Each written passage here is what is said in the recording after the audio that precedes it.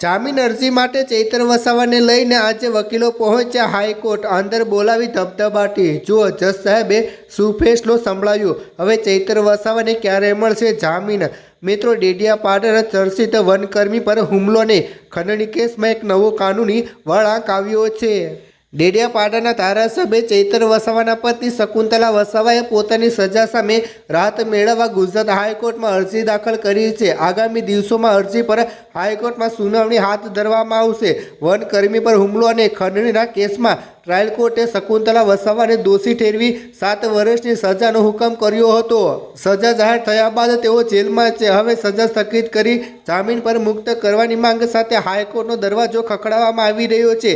અરજીમાં ટ્રાયલ કોર્ટના ચુકાદાને પડકારવામાં આવ્યો છે અને દલીલ કરવામાં આવી છે કે કેસમાં પુરાવા અને કાનૂની પાસાઓને ધ્યાનમાં લેતા સજા સ્થગિત કરી અરજદારને જામીન પર મુક્તિ આપવામાં આવે।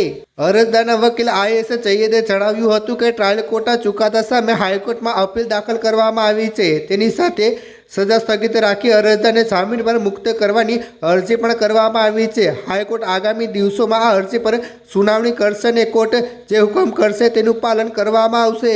આ કેસ રાજકીય અને કાનૂની રીતે ચર્ચામાં રહ્યો છે। હવે હાઈકોર્ટ આ અરજી પર શું નિર્ણય આપે છે તેના પર સૌ કોઈની નજર મંડરાઈ રહી છે।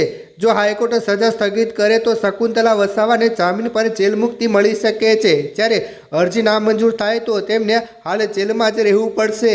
આદિવાસી નેતા દેવેન્દ્ર વસાવાના સરકારે પોલીસ તંત્રને ભારતીય જનતા પાર્ટી પર આકરા પ્રહારો।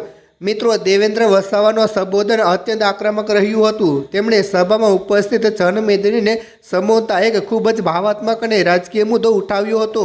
તેમણે જેલમાં રહેલા ચૈતર વસાવાને તેમની ભાણી, જે 18 દિવસનું બાળક છે, તેનો ઉલ્લેખ કરતા તેમણે મામા ભાણીની જોડી ગણાવી હતી। દેવેન્દ્ર વસાવાએ પૌરાણિક સંદર્ભ ટાંકતા કહ્યું હતું કે જેમ ભગવાન શ્રી કૃષ્ણ જેલમાંથી જન્મ લઈને બહાર આવ્યા હતા ત્યારે કંચનું રાજ્ય સમાપ્ત થયું હતું, તેવી જ રીતે આ મામા ભાણી જ્યારે જેલમાંથી બહાર આવશે ત્યારે તે ભાજપના નેતાઓની ઊંઘ હરામ કરી દેશે।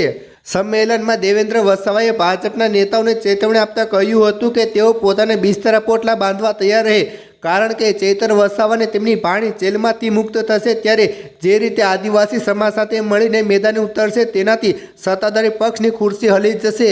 તેમણે દાવો કર્યો છે કે ભાજપને 7 જન્મ સુધી સત્તા નહીં મળે। આ ભાષણ દરમિયાન તેમણે અન્ય સમાજના અગ્રણીઓનો પણ આભાર માન્યો હતો, જેઓ આદિવાસી સમાજના સંદર્ભમાં હાજર રહ્યા હતા। સમગ્ર ઘટનાક્રમ દર્શાવે છે કે નર્મદા આદિવાસી પટ્ટામાં રાજકીય માહોલ ભારે ગરમાયો છે અને આવનારા દિવસોમાં આ વિવાદ વધુ ઉગ્ર સ્વરૂપ ધારણ કરી શકે છે।